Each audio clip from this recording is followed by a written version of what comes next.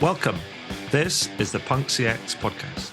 My name is Adrian Swinscoe, and I'm an advisor, best-selling author, Forbes contributor, and general explorer of the service and experience space.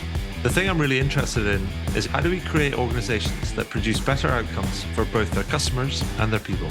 This podcast has been running since January 2011, and so we have a big archive to explore. Check out the archive at adrianswinscoe.com. That's enough from me. Let's get into the interview. So welcome to the next edition of the Punk CX podcast. With me today, I have Juanita Coley. Now, Juanita is an advocate for women in tech, a workforce management, or WFM for short, enthusiast, a contact center whisperer, no less, and CEO and founder of Solid Rock Consulting. Juanita, how are you doing? Welcome to the podcast. I am amazing, Adrian. Thank you so much for having me. You are very, very welcome. And now, so Juanita, for folks that don't know you, don't know of the work that you do, can you give us a little bit of a thumbnail sketch on Juanita Coley and what you get up to? Yeah, absolutely. So I am affectionately known, I'm the CEO and founder of Solid Rock Consulting, but I'm affectionately known as the contact center whisperer. And I got that name from, starting off in the contact center. Those that know my story personally know I was a teen mom that picked up a book in the call center, and it was Blue Pumpkin. And it really took me by storm. I'm an avid learner, so I'm always learning. And so I picked up this book and self-taught myself the discipline of workforce management and fell in love with the discipline. I fell in love with the contact center. I know I'm odd, but I fell in love with it. Definitely a nerd. Nerds rock. And so I started to really fall in love with the customer experience, contact center, workforce management industry. And that's my thing, my soundbite. That's me. Fantastic. That's awesome. Now, we also kind of met for the first time when we both attended the Zoomtopia event in San Jose in early October. And I just wanted to ask you I thought it was a very cool event. I got to meet some kind of really interesting kind of people and people that had also connect again with people that I haven't seen for such a long time, and also meet some great new people, you included, obviously. So I just wanted to ask you kind of like what for you stood out at the event? Customers always stand out to me at industry events and at supplier, vendor events, because it's always interesting in what they're looking for, where they're showing up to find the information. Mm-hmm. And I absolutely loved Zoomtopia's schedule that they have put together. So I was talking on a panel about CX from the ages, right? So from an agent experience, from a millennial experience, from a buyer's experience, from various different experiences and different ages, and what their experience and engagement would be. And so that was very unique and interesting to me. Nice. I mean, can you give us a flavor of some of those kind of things that you were saying, like the big messages that were coming? Because I know you were on, it was like one or maybe two, possibly more panels. I know you were kind of busy. Yeah. Can give us some of the headlines of some of the big messages that you were sharing at the panels? Yeah, thinking about CX holistically. Mm-hmm. Right. So specifically on the panel that I'm referencing was with Sheila McGee and Amy Roberge. And we were talking about CX from a, CIO perspective, CX from an agent perspective, CX from a analyst perspective, all of these different customers perspective, right? We talk about CX and sometimes leave out the customer. I'm like, how is that even possible, right?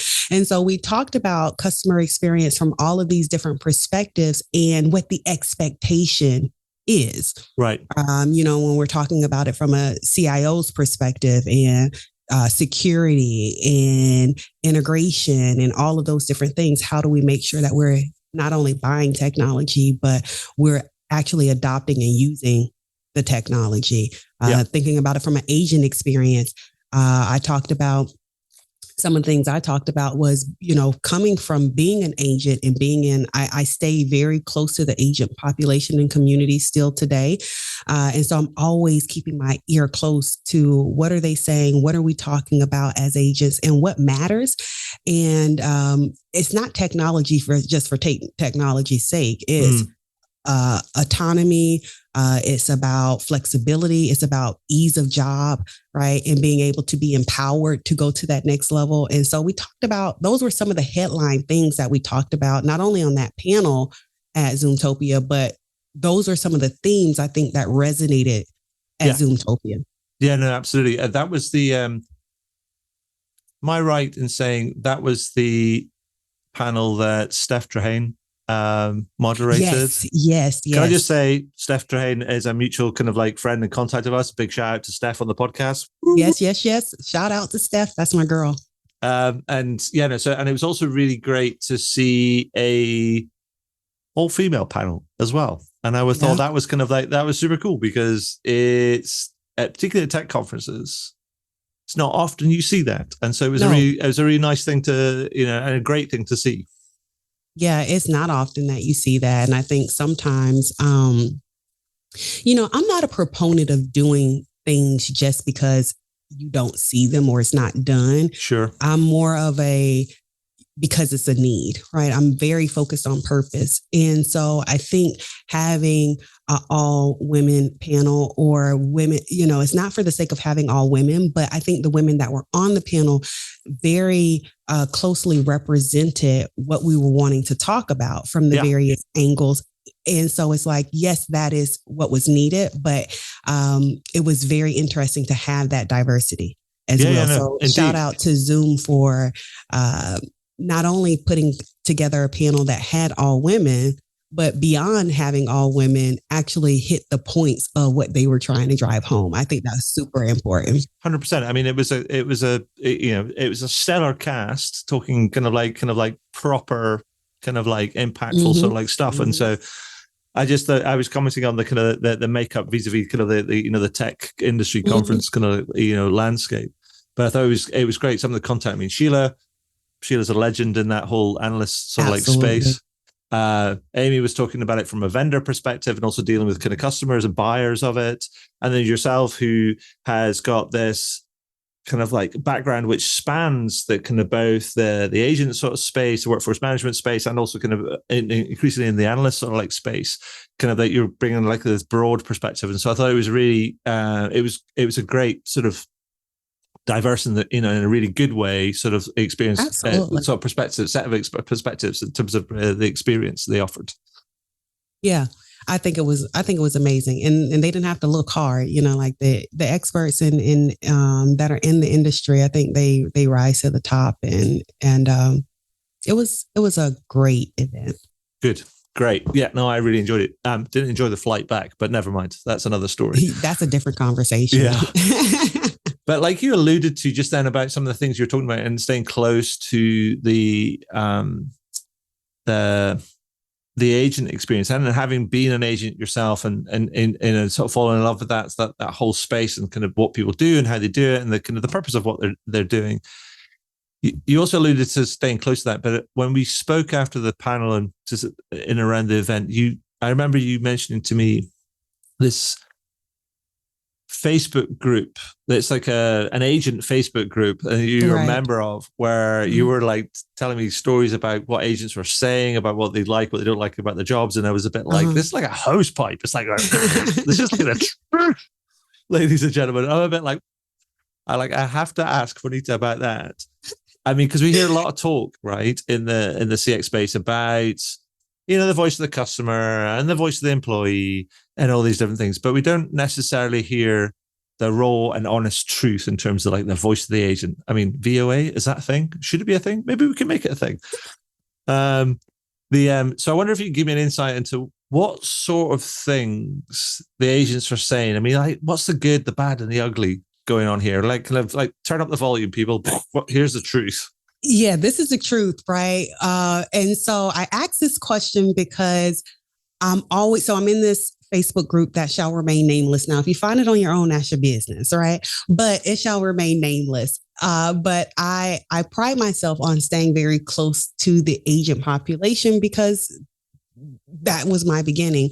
And so I believe in not consulting on or talking about something from theory. I believe on really having real information hands-on. So I'm in this agent group. And so I said, hey, do people, one, still like their jobs? Do you actually enjoy going to work? If you do, why? If you don't, why? And so this group has thousands of agents in it, 10 plus thousand agents. And so the answer that rose to the top it wasn't surprising to me being a former agent, but it was like, yeah, this is so true. The top two things, what do you think they were, Adrian? Do you remember? Oh, I'm not sure. I think that I would guess that my recollection is I was trying to kind of like not remember because I wanted you to be, I want to get that visceral surprise. Wow, that's amazing. Yeah. But what do you think it was? I actually think there's, and tell me if I'm wrong here, there's that people are really pro and positive. Well, they're really pro in terms of the work that they're trying to do, but get frustrated about how they're helped or supported or enabled in trying to do that work. Yeah. So the top two things were around schedule autonomy. Okay. I want to be in control of my schedule. And then the other thing was around like this knowledge management and being able to have access to the information that they need to be able to do their job effectively and efficiently. Right. And so I said, this is very good. This is very good information because when we talk about in the industry CX so much, and I'm always saying this, without an employee experience strategy, your CX strategy is trash. So without EX, CX is trash. And I know I get flack for saying that because people are like, well, no, you could be doing all you can around EX and that doesn't necessarily impact or, is going to ensure that you have a good CX experience. But what I'm really articulating is that without you sitting down and having thoughtful, how am I treating employees and am I equipping them with the information that they need, then they don't have that information at their fingertips to serve the customer. And so whether they are intentionally, giving the wrong answers or the calls or, having the customers having to call back, it's not because the agent doesn't want to do a good job.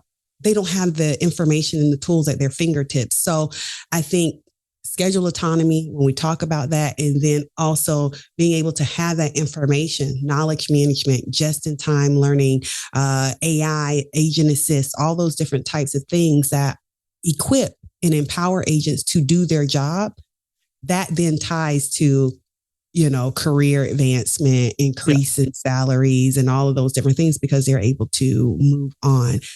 So I thought that was really interesting. Yeah, no, I think, that's fascinating. I mean, if I can sort of drill in on the sort of the schedule autonomy, I mean, can you tell me what you mean by that? I mean, is it just that people want the flexibility and not kind of like, if you like, they don't want to be that, if you like, battery farmed chicken, which kind of shows up at 9 o'clock, works for like 2 hours, has a 50-minute break, works for another 2 hours, has a half an hour break, and then repeats over the kind of and just that's it. And is it that they actually go, here's a schedule of hours that you're contracted to fulfill. Now, let's try and match that to our demand profile and you can work flexibly, which will allow you maybe to pick up the kids from school or take them to school or to do a kind of doctor's appointment or all these different sort of things. I mean, can you tell me what you mean by the schedule autonomy from that agent's perspective? Because I know that managers and leaders and supervisors will think about autonomy in one way, and then agents will think about autonomy in another way, right? Yeah, absolutely. And I think that's a great call out because when you say schedule autonomy, if I say that to a CIO or executive, they're going to be like, well, wait, we got to know when people are going to come in, and we have hours of operations. We got to be able to serve our customer. And, so their mind goes to, oh, you get a shift, you come in whenever, and I can't have any control over the business. And then if I don't have any control in the business in serving my customers, then how do I ensure that I serve my customers? Mm-hmm. Versus when I hear agents or employees talk about schedule autonomy, it's like they're saying, hey, we want decent amount of allocation of time off, right? Mm-hmm. Figure out what your need is. Have platform and technology that allows me to say, oh, this is the shift you need, and this is when I can come in and work because this is when I'm needed. Versus I'm sitting here for 4 hours without a call, or because again, you didn't need me in that particular time frame. Versus at the end of my shift, now the calls are blowing up and I'm back to back to back, and now I'm getting off late. Right. Because I'm stuck on a long call. Mm-hmm. And so I think that's a combination of workforce management, the discipline, but then also making sure you as an organization understand where your hours of need are and offering flexible types of shifts, whether that is 10x4, so 10-hour days, 4 days a week, your stair-step schedules where you are 9, 8, 7, 6, right, hours a day. You got your split shifts. You have even, getting more advanced into gig type scheduling. There's so many different types of variables and flavors when it comes to scheduling. The challenge is that your technology doesn't support it and allow you to do it. And so what you're doing is you're being very rigid in what you can offer, which then translates to the employee as, I got to work this just because I got to work this, not necessarily because you have a need for me to be here at this time. Sure. And then because when you were talking about the access to knowledge, and you mentioned kind of AI in there, and I wanted to ask you about kind of the AI and to get the sort of the agent's perspective on that. I mean, so AI has been around AI in enterprise technology has been around for the longest, the longest time. But we can agree that over the course of 2023, with its launch in late 2022, OpenAI's ChatGPT kind of almost propelled generative AI into the broad public consciousness, and everybody's talking about it. Everybody's kind of like, it hit the kind of the headlines, news programs and big newspapers and all, and everybody's been talking about it. And so what I wanted to ask was like, because many people are saying that the contact center is going to be one of the first places that it could have one of the real solid use cases where it can have an impact. And I wondered, given all the hopes and the fears that surround particularly generative AI, what are the agents saying on, particularly in this kind of the Facebook group about AI and what they think it's going to be, how it's going to impact kind of them? Are they kind of like sort of balanced? Are they like, are they like, yay? Yeah, what's the story? I think where there is a lack of education, then there's always going to be fear. Right. Fair point. Because people fear what they don't understand and what is the unknown to them, right? We would be afraid of lights if we didn't understand it, right? We'd be like, "What is that shiny? What is that?" If we've never seen it. And so when we think about generative AI and all of the different, natural language processing and a piece of technology handling a call for me, what? This is going to do away with my job. Like, of course, we're going to be afraid. And I'm speaking from the lens of an agent, right? Of course, I'm going to be afraid and think about job security and what does that mean for my income, my household, my family, because this is my primary source of income. And this is my job. This is my livelihood. However, as we begin to educate individuals, agents, employees, supervisors, leadership on what AI is and the impacts and how it's there to augment and supplement their role. And we educate on AI in and of itself, right? I think there are going to be new roles that come out of generative AI and moving more AI into the contact center space. Right. So I think what we should be doing when we think about, okay, so what should contact center leaders be doing. I think as you're implementing AI, you should also be training on those technologies, because you're going to have AI operators. You're going to have, it's like, like I need to know how to use the tool. I need to know how to program it. I need to know how to do all the different things. So while, yes, you may bring it in to do some cost savings, or you may bring it in to augment and better support and work alongside your agents, you should also simultaneously be creating education paths along with the AI, right? Sure. Because then that's going to also then create career pathing for agents. It's very similar to what happened with me in the contact center. I picked up the Blue Pumpkin book, and I was an agent on the phone that now moved into workforce management because of the education of workforce management. Sure. And that makes kind of sense. I mean, I was speaking to other people that are in that outsourcing space, and they talk about how, and this other kind of like global research that says that they think the outsourcing space is actually going to grow over the kind of coming kind of years. And it's going to grow not just in terms of the demand for fielding inbound inquiries, but also the demand for other services, which will be around maybe cyber security or data hygiene, or, kind of like setting up and managing kind of like conversational AI interfaces and all these different sort of things. And so there's going to be this growing kind of pool of areas that agents will be able to, traditional kind of agents that are frontline agents will be able to upskill and grow into. So they're kind of I think it's an interesting, exciting sort of space. But one of the things I was thinking about, because I think about the pressures on the contact center, but also the potential of the contact center and the nature of the job and of itself, and how important it is. And I wanted to ask as well, is that because a lot of people talk about the contact center and agents, and they talk about agent retention or reducing attrition and things, and people are talking about one of the first things that they get to is we need to retrain and improve all these different things. But like you mentioned it before, when people get fearful about things, they start thinking about their family and their jobs and their livelihoods and everything else. And I was thinking, what are agents saying about how they're getting rewarded in this sort of space? Because it's a tough gig, particularly when you get to sometimes like something goes wrong or there's peak season and it's like relentless sort of thing. But then there's all these extra upskilling requirements. So it's not a minimum wage plus job anymore, right? And so are agents kind of talking about they need to be rewarded more for compensated more for like an increasingly complex and complicated kind of like role, right? Like that is definitely something that came up in it wasn't the top two, right? But it definitely came up, right? Like, hey, you want us to do 5 jobs and you want to pay us 1 job worth a person, so I think that people as a whole, right, want to be appreciated. They want to be valued. And some of the ways that we show appreciation and value is monetary compensation, rewards, recognition. Sure. Those are ways that we show appreciation.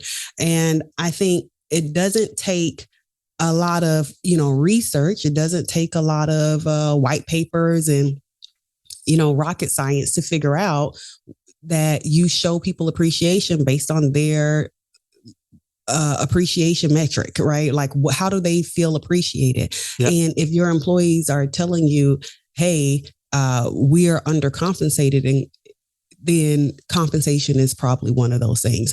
If they're saying, hey, we're tired of the pizza party, give us a gift card instead, then give them the gift card instead, right? I think organizations, when it comes to rewards and recognition, they want to reward and recognize based on what they deem rewards and recognition. Sure. When we look at one of the books I'm reading right now, which I'm an avid reader, I love reading, is I think it is called The 5 Love Languages of the Workplace. It's by Gary.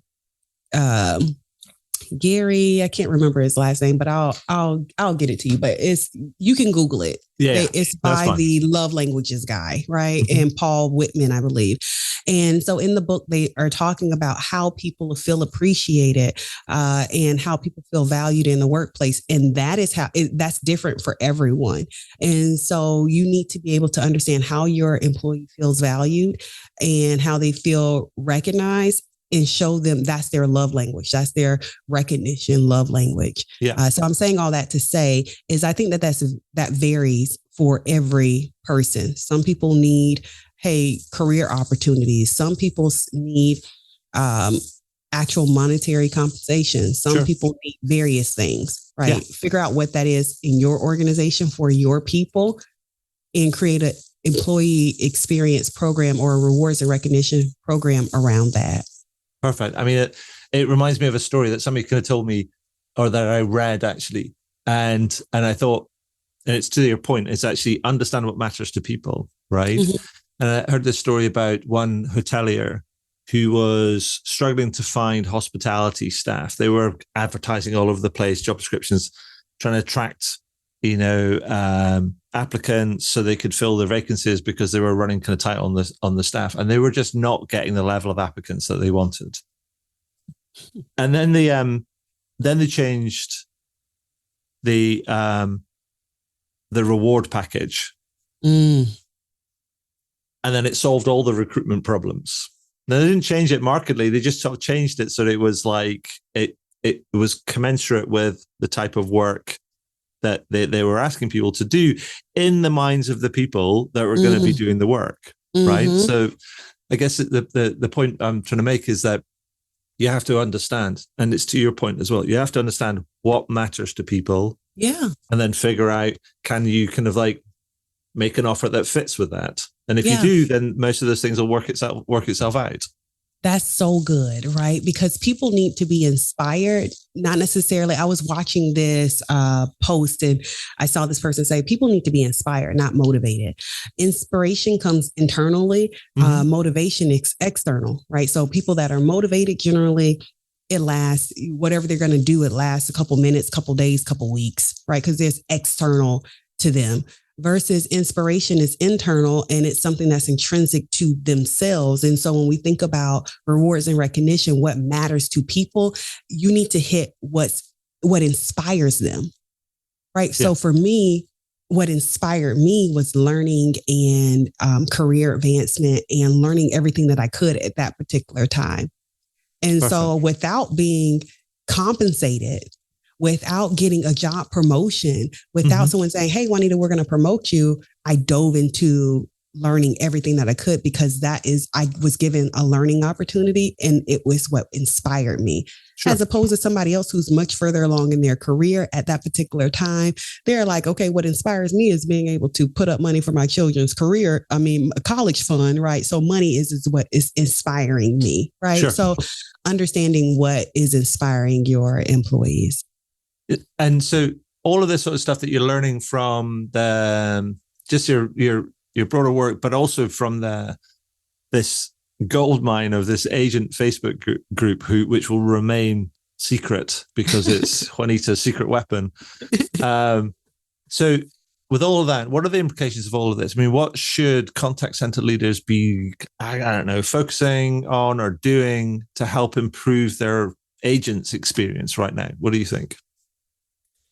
I think that if we're talking about improving agent experience, we first need to stop separating. This is something that I think that is probably going to get me in trouble. But I think we have to stop thinking about agent experience, customer experience, treating these things in silos. Sure. What we're really talking about is a human experience. And it goes back to the golden rule. Treat people how they want to be or how you want to be treated, right? It's very basic. Sure. But in an age where we have to make things very complicated so that we can get consultant fees or so that we can sell more technology or whatever, we can stick out. We want to put all the philosophy on it. Do unto others as you would have them do unto you. That's right. Sage advice. what we're talking about right there is just human experience. Mm-hmm.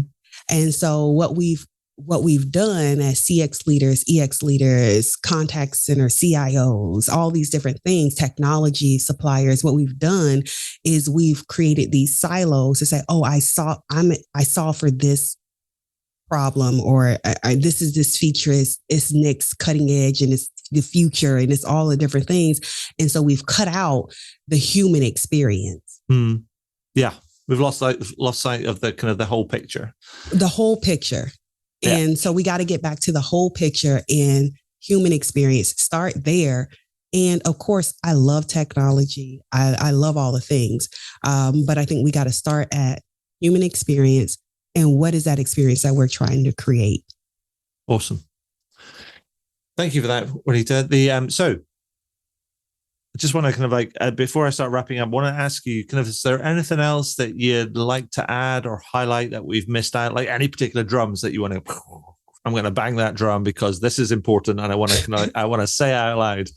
Yeah, I think, I did a whole rant this morning and I was talking about, I wake up with these thoughts on my brain, and I was talking to an agent just the other day, and they were saying, oh man, yeah, I log into 2 phone systems and about 6 or 7 other tools to get an answer for a customer on a daily basis. And I was like, you have got to be kidding me. In 2023, this is insane. Mm-hmm. And so we were just having random conversations. So, whatever.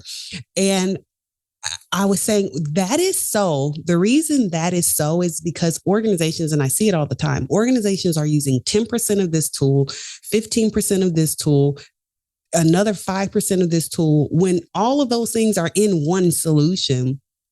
But what's happening is they're getting sold at steak dinners, or they're off the latest white paper on all these different tools. And they're saying it's for the sake of CX or it's for the sake of EX, when the frontline staff that's using the technology are like, this is BS. Like, we got to log into 10 different platforms to answer one question. Sure. Or the supervisor has to pull 40 reports over the course of 4 hours to give leadership one answer. Sure. But we're still talking about CX and EX and as an initiative. And your frontline staff is saying, no, I don't care what you say. This cannot be the outcome that you're looking for. And so we're prioritizing features over outcomes. Yeah. No, I love that. We're prioritizing features over outcomes. It's like, oh, this is shiny. This is shiny. This is shiny. And I can get this feature. It's like, no, the current technology that you have doesn't have that feature, but it does produce the outcome that you're looking for. So let's do an audit of the technology you currently have or the processes that you currently have in place, and then start from there. Again, back to the experience. What is the outcome? What is the experience that you're trying to drive? And then if you need something, by all means, I'll be the first to raise my hand and say, yep, you probably need something else, right? Or, yeah. But if not, then let's stop prioritizing features. Prioritize outcomes and experiences. Hear, hear. Well said. Right. So that's my soapbox. Great soapbox. Yeah, I'm right behind you on that one. So a couple of questions before, just in order to wrap up. I was going to ask you another one about kind of like, what's the one thing you do? But I think you've just answered that kind of one. Is like kind of like do an audit of what kind of focus on kind of outcomes rather than features. So that's great. So before I go, I want to ask you a couple of punk questions now.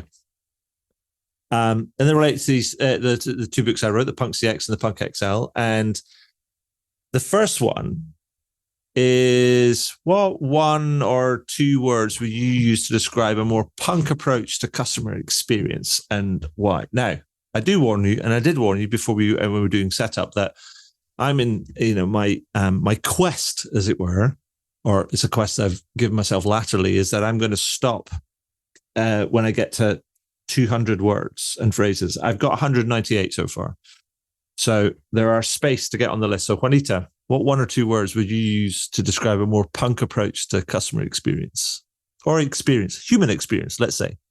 Oh, man. All right. So...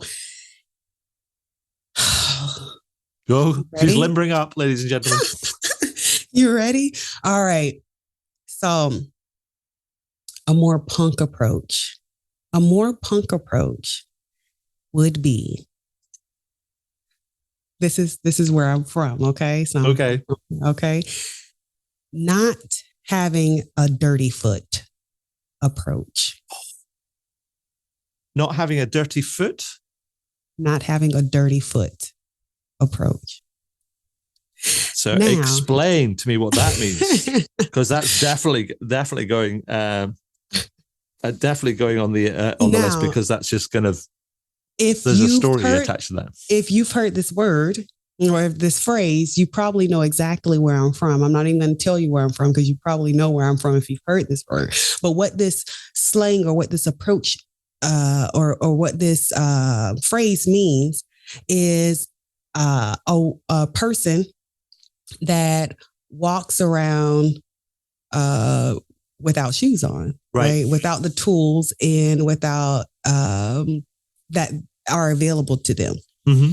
So a more punk approach would be leverage the tools and the resources that are at your disposal so that you can be more well equipped to handle and respond to CX, EX.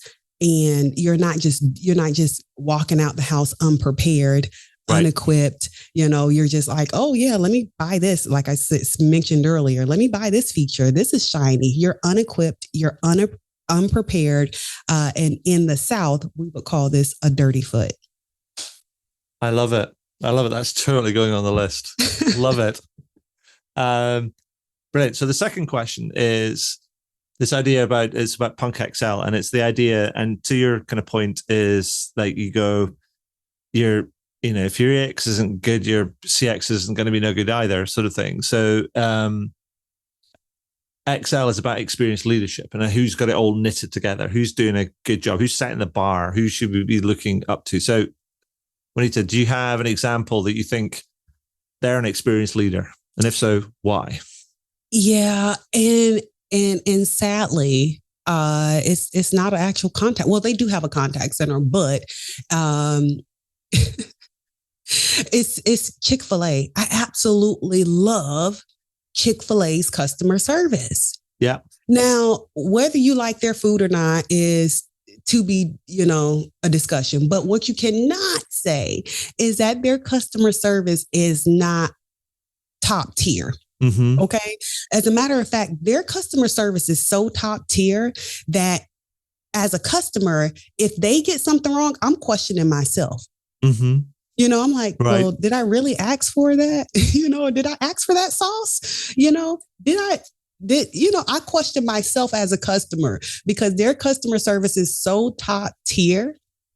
Their employees are excited to be there. I'm like, whoever is recruiting over at Chick-fil-A, can we get them for president? Like, like they need to, I don't know, be the president or something. But Chick-fil-A's customer experience from the time you pull up to not even the window sometimes, right? Sometimes you're not even up to the window. Sometimes they're out as if you're at a theme park, right? In the parking lot, like, hey, can we take your order? Right. How can we serve you? God bless you. Have an amazing day. I'm like, this is insane. And don't let them forget something out of your order. They are running you down, right? Out of the, like, hey, you forgot your sauce. Hey, you forgot your card, your credit card, your debit card or whatever, right? Yeah. So, and it's not for the sake of just doing their job. It's like they have ownership in the organization. Like they actually truly love what they are doing. And I think that is wholly or partly in part to the leadership in how they recruit and how they create a CEO mindset amongst their employees. And so when I say CEO mindset, they create opportunities, they equip their team, and they allow their team to take extreme ownership. So create, equip, and ownership. And you see that inside of their employees. Awesome. I love that. Yeah, no, I've heard lots about Chick-fil-A. It's, I think, mostly a US kind of brand, and I've not really experienced them, but I've heard kind of like volumes of stories. Go. Yeah, no, that's I'll put it on my list of next time I'm in the US. But it's like I've heard so much about them, so I'm going to have to go and check them out. But that's brilliant. No, great example.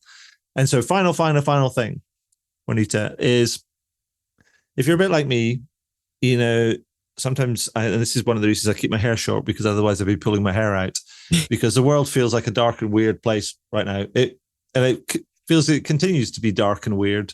And I find myself waking up in the morning sometimes and just going over a cup of coffee, just almost like trying not to doom scroll. And so I've been asking as an effort, a very small effort, given, that being said, a small effort to try and add a bit of a good news into people's kind of days. I've been asking people at the end of the podcast to tell me what's the most interesting, positive, or exciting thing that you've seen, like either the best good news story that you've seen in the last week. It's hard because I am definitely a scroller, right? So I'm always probably have some kind of carpal tunnel or, from scrolling so much. But I was recently on, I think, Instagram maybe, and I saw this story about a restaurant chain. They didn't mention the actual chain, but they had a piece of technology that equipped the employee. He was paraplegic, I believe, but it equipped him to still be able to work. Right. Because they had like this harness and this thing, and he was serving I was like, this is insane. Think about the employer to go to that extent so that this individual could still serve in their organization and add value, because he was a valued employee. He gotten hurt. And so they installed this, it was in their kitchen. They installed this kind of machine that allowed him to still be able to do, because he wasn't ready to retire or not work anymore. He still wanted to add value. And it was a place he had worked for a while. And I thought that was on his behalf, the employee behalf, to still have vigor and courage and stamina and strength to still want to work. But also on the employer's behalf to say, yeah, we'll go through some extra hoops and install however much this, I'm sure, tool costs to allow him to still be able to contribute in that manner, I think was commendable. Because in a society where we're replacing people left and right with AI, right, it could have been easy to say, oh, we'll just recruit for another cook. Mm-hmm. Yeah. No, I think that's what a wonderful story. I mean, because it's wonderful for the individual. It's probably demonstrates a whole bunch of respect and value to the kind of other employees.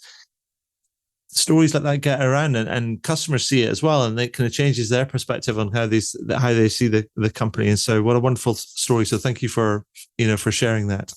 So, Juanita, that's all I have. I'm done. And so, what I wanted to say was, great to meet you.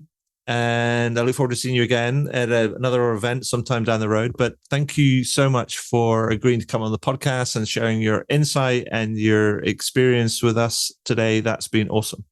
Thank you so much for having me. It's always an honor, and I'm humbled that you would have me. Thank you so much.